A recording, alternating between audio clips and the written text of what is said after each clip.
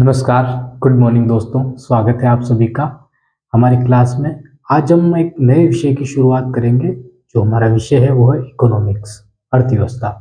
रीट के अंदर लगभग 7 या 8 टॉपिक दे रखे हैं, काफ़ी अच्छे हैं और थ्योरी के साथ हम उनको पढ़ सकते हैं। उस तरीके के टॉपिक दे रखे हैं और 11th-12th की जो बुक है एनसीईआरटी वाली या आरबीएससी, उन किताबों के अंदर ये टॉपिक जैसे कैसे दे रखे हैं, लेकिन उनमें क्या है कि थोड़ी लैंग्वेज हार्ड है और दूसरा जो आंकड़े हैं वो काफ़ी पुराने हैं। तो इसके लिए हमको या तो नई गाइड पढ़नी पड़ती है या फिर कोई क्लास लेनी पड़ती है। तो अगर आपको थोड़ी समझ में कम आई हो इकोनॉमिक्स, तो हमारी क्लासें हैं बेसिक तरीके से बिल्कुल हम तैयारी करेंगे और बिल्कुल ही थ्योरी के साथ हम समझने की कोशिश करेंगे और पढ़ने की कोशिश करेंगे। पूरी क्लास को देखिएगा, आपको काफ़ी अच्छे से चीज़ें समझ में आएगी। हमने काफ़ी सारी गाइडों का यूज़ किया है हमारा कंटेंट बनाने के लिए। हमने काफ़ी सारे शब्द उठाए हैं जो कठिन हैं, उनको सरल किया है, उनकी डेफिनेशन को हमने समझा है और उसके बाद हमने क्लास तैयार की है। और आगे आने वाली क्लास से जो भी हमने तैयार की है वो भी इसी आधार पर हमने तैयार की है। तो हम कुछ नोट्स भी देखेंगे, कुछ फैक्ट भी देखेंगे और जो थ्योरी इनकी बनती है, जो डेफिनेशन इनकी बनती है, उनको लेकर चलेंगे ताकि सारी चीज़ें हम आसान कर दें। अब शुरू करते हैं हमारी क्लास को। सबसे पहला जो हमारा टॉपिक है रीट सिलेबस, जो 2026 में फरवरी में एग्जाम होने वाला है उसको लेकर। तो ध्यान रखना कि पहला जो पॉइंट है सिलेबस को लेकर वो क्षेत्र है, जैसे कि प्राथमिक क्षेत्र, द्वितीय क्षेत्र और तृतीय क्षेत्र। इन क्षेत्रों को लेकर बात की गई है। भारतीय अर्थव्यवस्था के क्षेत्र कहा जाता है। पहला पॉइंट है इसमें जो हमारा प्राथमिक क्षेत्र होता है वो क्या होता है, डेफिनेशन क्या है, किस तरह हमको आसान भाषा में समझ सकते हैं, उसको देखते हैं। वस्तु या सेवा का उत्पादन किस प्रकार करते हैं। वस्तु है कोई या कोई सेवा है, उसका उत्पादन हम किस प्रकार कर सकते हैं, ठीक है। उसको लेकर ये तीनों क्षेत्र आते हैं। पहला प्राथमिक क्षेत्र, दूसरा द्वितीय क्षेत्र और तीसरा तृतीय क्षेत्र। जो प्राथमिक क्षेत्र हमारा है उसको हम एग्रीकल्चर के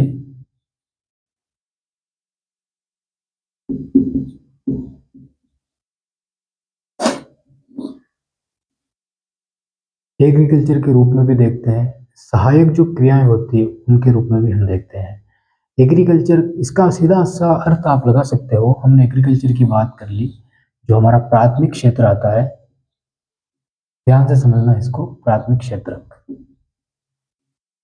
की हम बात की तो इसमें जो कृषि भूमि होती है, जैसे कि खेती करना, कोई फसल उगाना, फसल तैयार करना, ये सारी चीजें प्राथमिक क्षेत्र में आती है। लेकिन हमारे लिए समझना काफी जरूरी होता है, ध्यान रखना इधर। एग्रीकल्चर, एग्रीकल्चर मतलब आपने कोई फसल उगाई, मतलब आपने कोई प्राथमिक क्रिया की। आप घर से उठे, खेत की तरफ गए और खेतों में फसलें तैयार की, फिर उस फसल को बड़ी किया और फिर उस फसल से जो आपको किस्में चाहिए थी आपने उनको प्राप्त किया। जो गुड्स बोलते हैं, जिन उनको आपने प्राप्त किया। उसके बाद आपने जब उनको मार्केट में उतारा तब उनका विनिर्माण होगा। उन चीजों से कोई नई चीज बनाई जाएगी, तब वो चीजें उद्योग के अंदर शामिल की जाएगी, ठीक है। लेकिन आपने अभी तक क्या किया, आपने कोई फसल तैयार की, तो वो फसल किस में आएगी, प्राथमिक क्षेत्र में आएगी। और ये जो क्षेत्र है इसको कहा जाता है कृषि क्षेत्र। किसमें शामिल किया जाता है ये शामिल किया जाता है किसमें, प्राथमिक क्षेत्र में। उसके बाद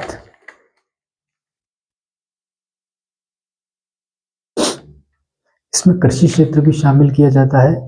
इसमें जो डेयरी फार्म होता है, ठीक है, वो भी इसमें शामिल किया जाता है। दूध उत्पादन जिसको बोलते हैं।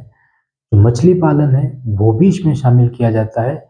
और जो खनन क्षेत्र होता है, जैसे कि आप जो खोदते हैं और वहां से जो धातु प्राप्त की जाती है, वो खनन क्षेत्र भी किसमें शामिल होगा, प्राथमिक क्षेत्र में शामिल होगा। ध्यान रखना, कृषि क्षेत्र, डेयरी फार्म, मत्स्य पालन, मछली पालन करना और खुदाई करना, ये जो क्षेत्र है ये किसमें शामिल किए जाते हैं, प्राथमिक क्षेत्र में शामिल किए जाते हैं। हमारे सामने हमने 4 क्षेत्रों की बात की, ठीक है। हम ये कह सकते हैं कि जो नेचुरल चीजें होती है, नेचुरल प्रोडक्ट,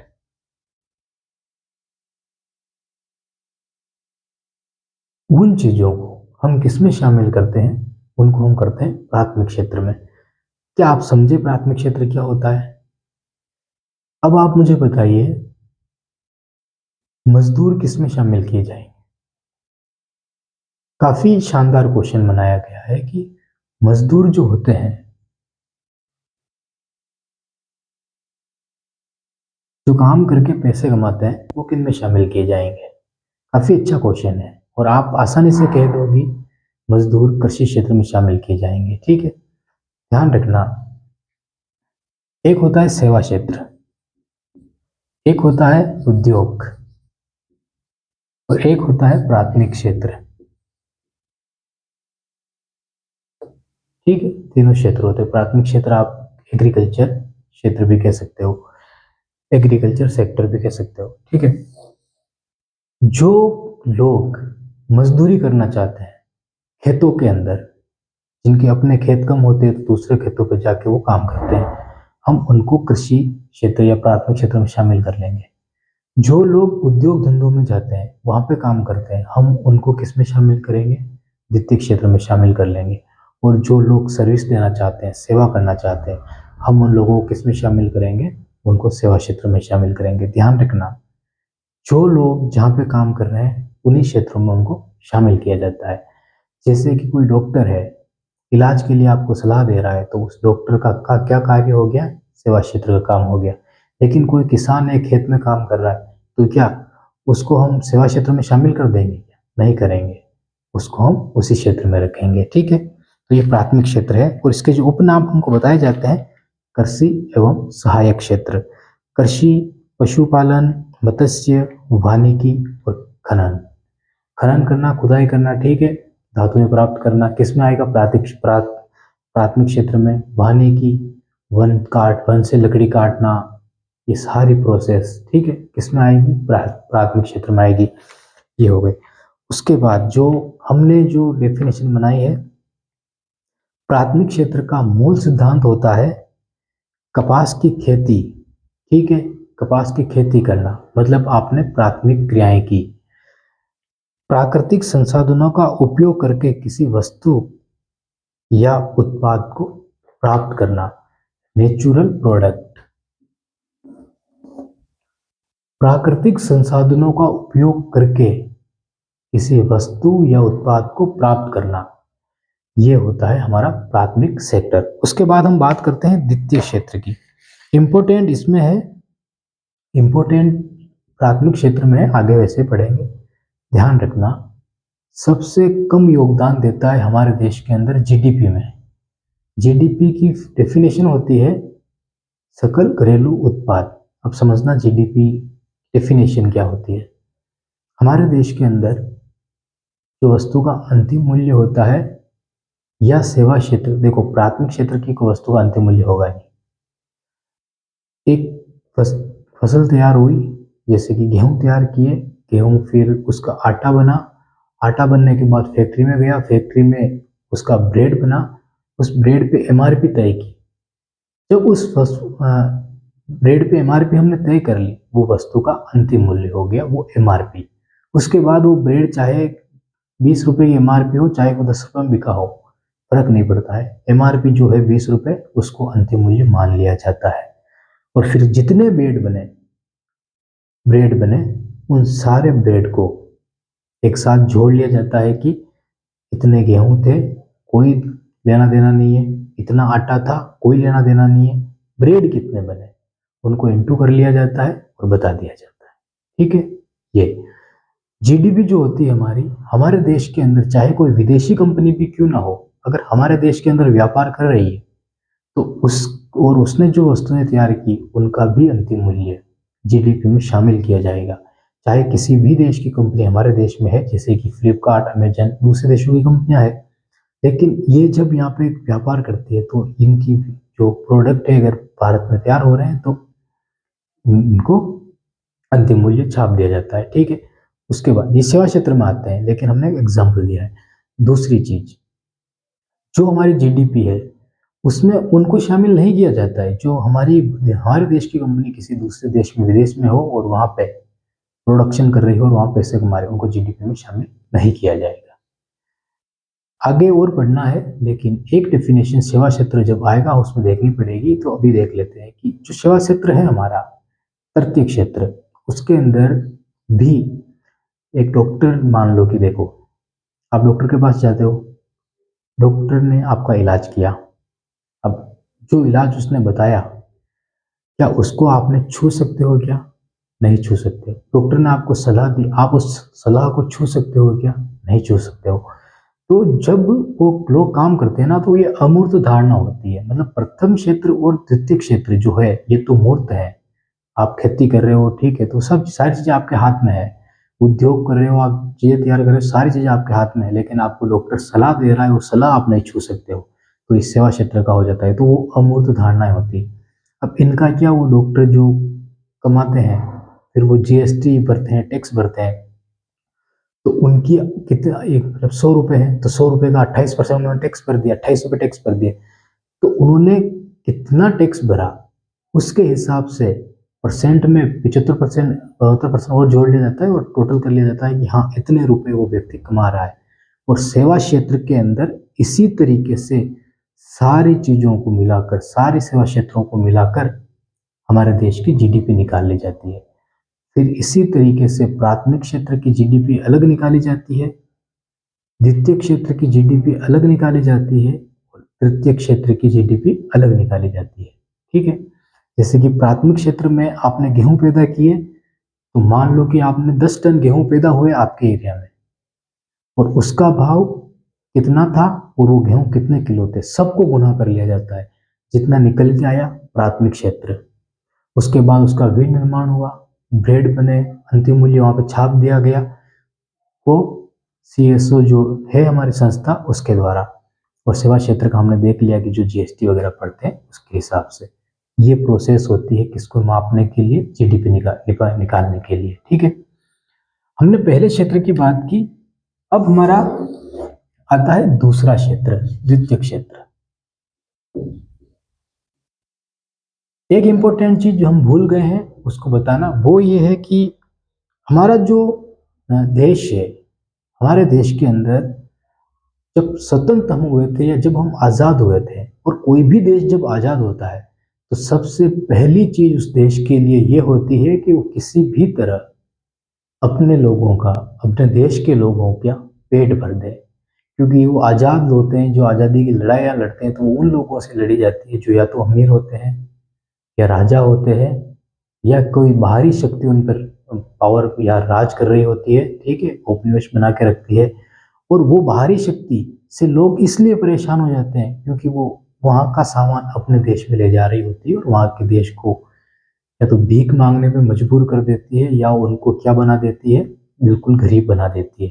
तभी गरीब लोग फिर आज़ादी की लड़ाइयाँ लड़ते हैं। हमारे देश में भी ऐसा ही हुआ है, हमने आज़ादी की लड़ाइयाँ लड़ी। अंग्रेज हमारी सोने की चिड़िया को ब्रिटेन ले जा चुके थे, हमने लड़ा। जब हम आज़ाद हुए 1947 के अंदर, पहला ही काम हमारा था कि हमको कैसे ना कैसे खाने को मिल जाए। राजस्थान के अंदर 10-10 साल, 5-5 साल अकाल पड़ते थे, तो खिचड़ी की जो फलियां होती है उन पे 2-2, 3-3 फलियां दिन में खाई जाती थी ताकि जिंदा रह सके। ऐसी स्थितियां बनती थी। तो सबसे पहली जो बात होती थी वो भूख मिटाने की होती थी। और इसीलिए जो प्राथमिक क्षेत्र हमारा था, जो नेचुरल प्रोडक्ट की हमने बात की और जो कृषि की हमने बात की, तो ध्यान रखना यहाँ पे शुरुआत के अंदर सबसे ज्यादा जीडीपी में योगदान किसी क्षेत्र का था तो वो कृषि क्षेत्र का था। क्योंकि ना तो हमारे पास उद्योग धंधे थे, ना हमारे पास सेवा क्षेत्र था। ठीक है, दोनों क्षेत्र नहीं थे। तो हमारा जो पहला काम क्या था वो ये था कि हमारे देश की कृषि को किसी न किसी तरह मजबूत कर दिया जाए, ताकि लोग अच्छा खाएंगे, अच्छा स्वास्थ्य रहेगा तो वो दूसरी चीजों में अपना योगदान दे पाएंगे। इसलिए हमारा पहला जो कार्य था वो कृषि को ठीक करना था। और हमने हरित क्रांति जो की वो कृषि को लेकर थी। हमने नई नई किस्में तैयार की, हमने हाइब्रिड बीज तैयार किया, हमें कहा जाता था कि अमेरिका से जो गेहूं आते थे वो सूअर भी नहीं खाते थे, ऐसे गेहूं हमारे देश में आते थे। सच है ये बात, और ऐसा ही होता था, क्योंकि कोई बाहरी देश अपने लोगों को गलत चीज खिला के बाहरी लोगों को सही चीज नहीं खिलाना चाहेगा। हमारे देश की बात अलग है। हमारे देश में आज जो दवाइयां भी हॉस्पिटल में जा रही है, सरकार ने बैन कर दी, लेकिन मध्य प्रदेश में 23 बच्चे मारे गए। तो ऐसी स्थिति हर देश की अलग अलग होती है। जहाँ पे संस्थाएं मजबूत होती है वहाँ पे ऐसी चीजें नहीं होती है, और अमेरिका की जो संस्थाएं हैं वो काफी मजबूत है। अब कृषि जो क्षेत्र की हमने बात की, ये आपको समझ में आ गया होगा कि शुरुआत में क्यों हमें कृषि की जीडीपी का सबसे ज्यादा योगदान था देश की जीडीपी के अंदर। दूसरा क्षेत्र आता है द्वितीय क्षेत्र, और ये जो क्षेत्र है ये है विनिर्माण का, ये है उद्योगों का, ये है कारखानों का। जब हमने कृषि को ठीक किया, जब हमने लोगों को कृषि के लिए बीज दिए, हमने उनको ये बताया कि किस प्रकार आप अच्छी खेती कर सकते हो, हमने उनको अलग अलग किस्मों के बारे में बताया, और जब वो खेती करने लगे तब, और निरंतर जनसंख्या के बढ़ने के कारण, दोनों चीजें आपस में विपरीत हैं। पहली चीज हम देखते हैं, कृषि में करने लगे, आय होने लगी, कुछ कमाने लगे, तो उनमें से कुछ लोग अपने छोटे छोटे धंधे स्टार्ट करने लगे। जिनके पास आय थी छोटी छोटी फैक्ट्रियां खोलने लगे, जिनके पास ज्यादा पैसे थे बड़ी फैक्ट्रियां खोलने लगे। छोटे धंधे, बड़े धंधे और फैक्ट्रियां जो भी थी, हर स्तर पे यहाँ पे काम शुरू हुआ। कृषि के बाद ये लोग आगे बढ़ते हैं, और आगे बढ़ने के बाद ये कारखानों में जाने की कोशिश करते हैं, उद्योगों में जाने की कोशिश करते हैं, या उद्योगों में काम करना चाहते हैं। दो चीजें यहाँ पे प्रॉफिट में लाई इनको। पहली, जनसंख्या बढ़ रही थी तो लोगों की घरों में संख्या भी बढ़ी। संख्या बढ़ी तो कुछ लोग खेती करना चाहते थे, उन्होंने खेती की, और घर के बाकी सदस्य जो काम कर सकते थे वो कारखानों में जाना पसंद किया। दूसरा, कुछ लोग खेती छोड़ के कारखानों में जाना पसंद किया, क्योंकि कारखानों में उनकी अच्छी आय थी, स्थिर आय थी, नियमित आय थी। वो शहर में रह सकते थे, काम कर सकते थे। ये चीजें होने लगी। कारखाने की जब शुरुआत होने लगी तो कृषि का जो जीडीपी में, देश की जीडीपी में योगदान था, वो योगदान कम होने लगा। जीडीपी का योगदान देश की में कम होने लगा, तो आप बताइए कि कहाँ पे बढ़ेगा वो बढ़ने लगा कारखानों के अंदर, वो बढ़ने लगा उद्योगों के अंदर।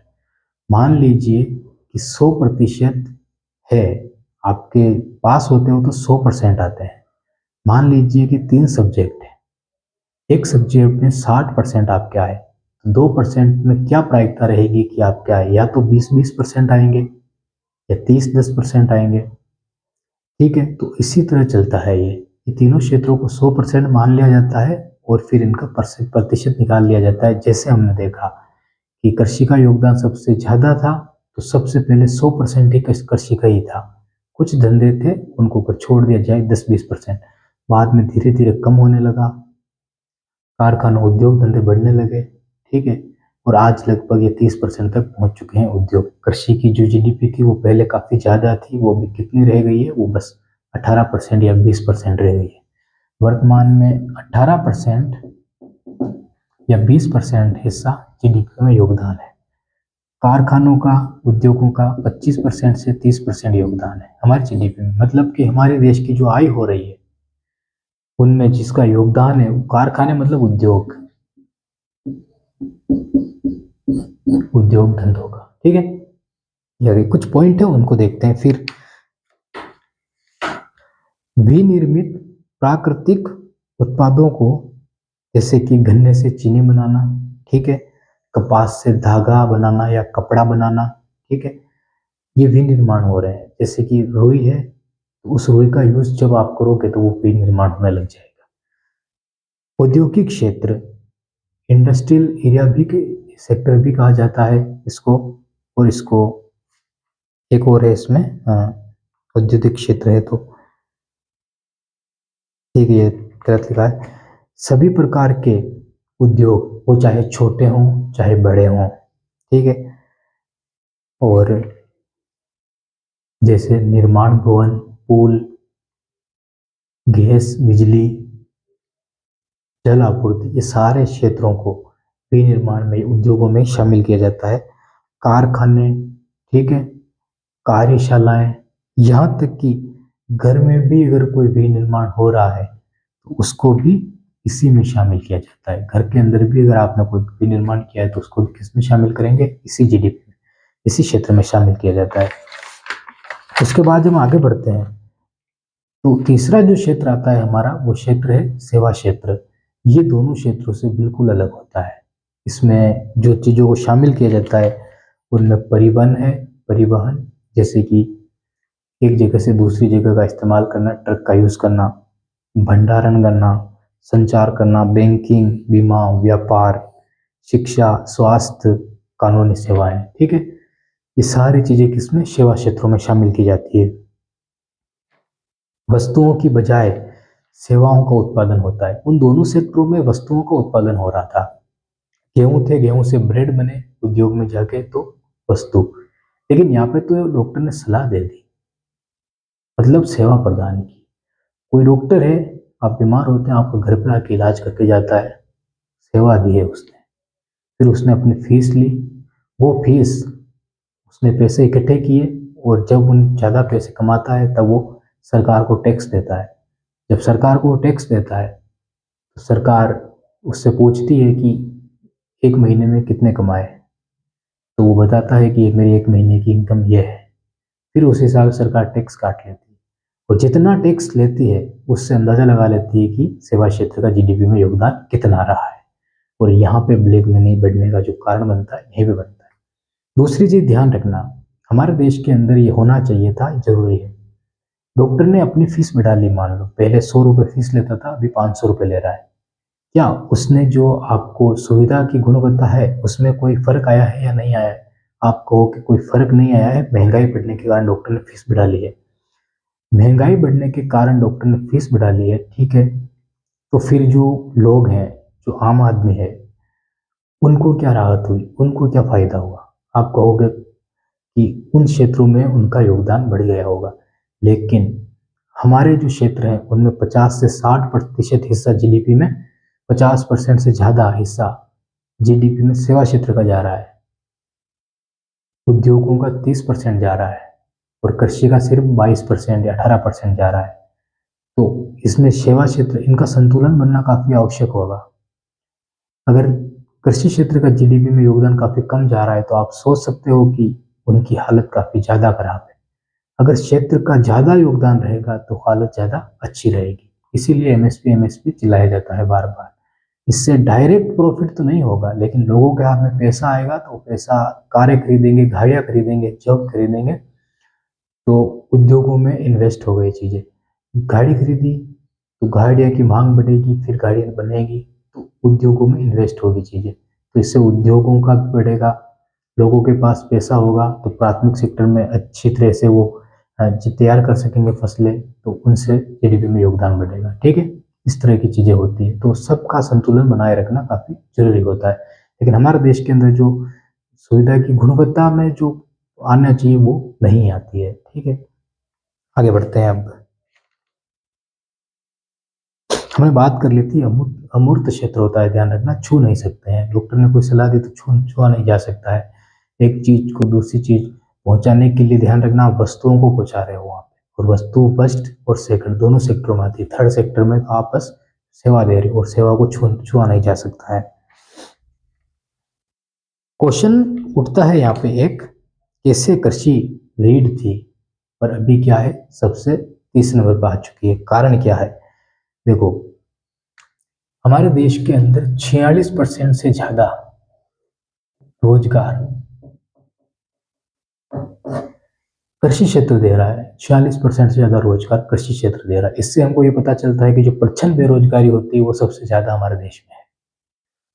प्रच्छन्न बेरोजगारी मतलब काफी सारे लोग हैं और खेतों में काम कर रहे हैं, जबकि इतनी तो जरूरत भी नहीं है, ठीक है, फ्री बैठे हैं। मतलब ये क्षेत्र 46% योगदान दे रहा है, और जीडीपी में इसका योगदान सिर्फ 22% है, मतलब आधा, मतलब आधा है।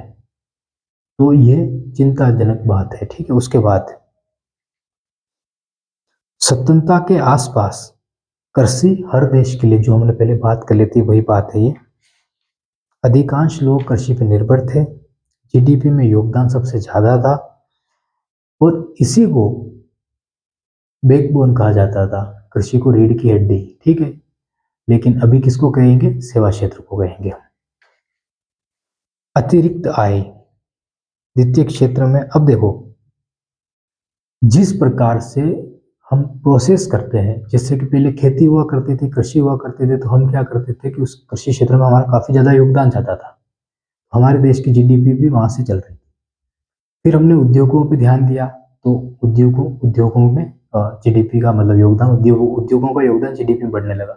उसके बाद सेवा क्षेत्र आ गए, तो फिर उद्योग भी पीछे रह गए, कृषि सबसे पीछे चली गई और सेवा क्षेत्र भी सबसे आगे है। ठीक है, तो सबसे ज्यादा योगदान किसका जा रहा है? तो सेवा क्षेत्र को जा रहा है। ये क्वेश्चन पूछा गया था, अभी इसलिए मैं ध्यान इतना बोल रहा हूँ। पूछ लिया गया था कि किसका सबसे ज्यादा योगदान जीडीपी के अंदर है, और उनमें परिवहन था, लेकिन सबने या तो कृषि किया था या कारखाने किए थे। ठीक है, उसके बाद जीडीपी में उद्योगों का योगदान बढ़ता चला गया। अब सुनना काफी इंपॉर्टेंट चीज है, कुछ आंकड़े हैं। इस परिवर्तन के कारण 50% से ज्यादा सेवा क्षेत्र में योगदान है। 18 से 20% का कृषि, ठीक है, का योगदान है। सर्वाधिक रोजगार कृषि दे रही है। देश के भीतर मापन और अभी यह है इंपॉर्टेंट, जीडीपी की जो डेफिनेशन हमने देखी थी किस प्रकार की है कि विदेशी कंपनी है कोई और भारत में है तो उसका जीडीपी में हिस्सा जोड़ा जाएगा, लेकिन कोई बाहर की कंपनी है और विदेश में है तो नहीं जोड़ा जाएगा। ठीक है, ये ध्यान रखना, जीडीपी की डेफिनेशन यही होती है। सेवा क्षेत्र 55 से 60% का योगदान देता है जीडीपी में। द्वितीय क्षेत्र 25 से 30% का योगदान देता है और प्राथमिक क्षेत्र 15 से 18% का योगदान देता है। कृषि क्षेत्र जो है, क्या द्वितीय क्षेत्र का योगदान बढ़ना चाहिए? क्या द्वितीय क्षेत्र का योगदान बढ़ना चाहिए? तो देखो, हमारे देश के नेता हैं, राहुल गांधी हो, चाहे प्रधानमंत्री हो, चाहे कोई भी नेता हो, चाहे अखिलेश यादव हो, ममता बनर्जी हो, चाहे ये सब लोग यही बात करते हैं कि हमारे देश में स्वदेशी जो चीजें हैं वो बढ़नी चाहिए। उनका सीधा अर्थ यही होता है कि हमारे देश में उद्योग धंधे हैं, विनिर्माण प्रोसेसिंग है, वो ज़्यादा होनी चाहिए। हमारे मोबाइल चाइना से, हमारे ट्रैक्टर चाइना से, हमारे गाड़ियाँ सॉरी चाइना से, क्या विदेशों से हैं। जो भी इम्पोर्टेंट चीज़ आई, एप्पल आईफोन, अभी वो भगवा कलर में निकाल दिया था तो लाइनें लग गई थी। हमने ये नहीं सोचा कि वो हमारे देश में प्रोडक्शन क्यों नहीं हो रहा है।